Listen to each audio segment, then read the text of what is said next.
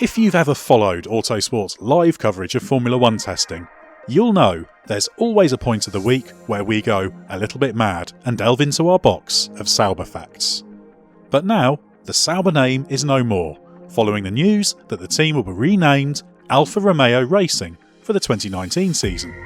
It means this year's Australian Grand Prix will be the first race since the 1992 season finale not to feature the Sauber name on the entry list, as even when the team was owned by BMW, it retained the Sauber name. So what better way to say goodbye to Sauber than with one last rummage through our favourite facts about the Swiss team.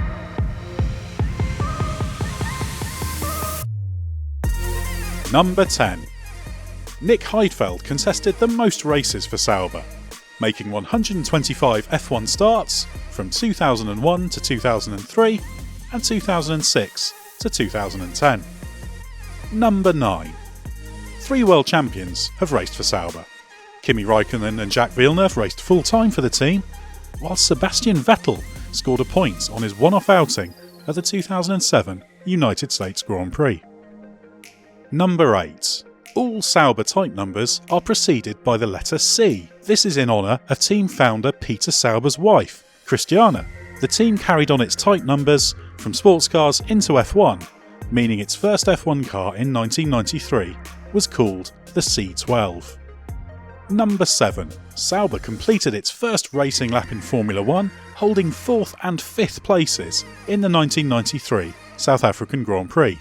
JJ Leto went on to finish 5th on the team's F1 debut. Number 6. 7 drivers have finished on the podium for Sauber in F1. Heinz-Harald Frentzen was the first in 1995, with Kamui Kobayashi the most recent at Suzuka in 2012.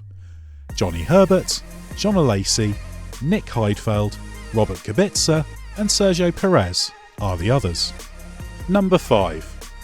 Sauber was the first team to compete in F1 with Red Bull in its name. It competed as Red Bull Sauber from 1995 to 2001, thanks to a title sponsorship deal that included Dietrich Mateschitz taking a stake in the team. Number 4. When Sauber first entered in 1993, it was with blessing from Mercedes, but it wasn't an official works team. The team ran with Concept by Mercedes-Benz on the engine cover, powered by what were called Ilmor engines.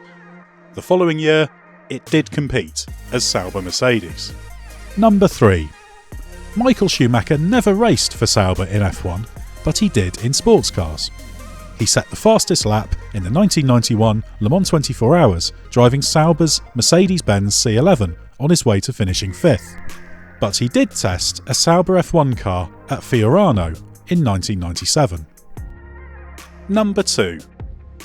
Sauber pioneered the use of high cockpit sides in Formula 1 almost 2 years before they became mandatory. The team added the protection to its 1994 car following Carl Wendlinger's serious accident at Monaco, and it ran the design again in 1995 before they were included in the regulations for 1996. Number 1.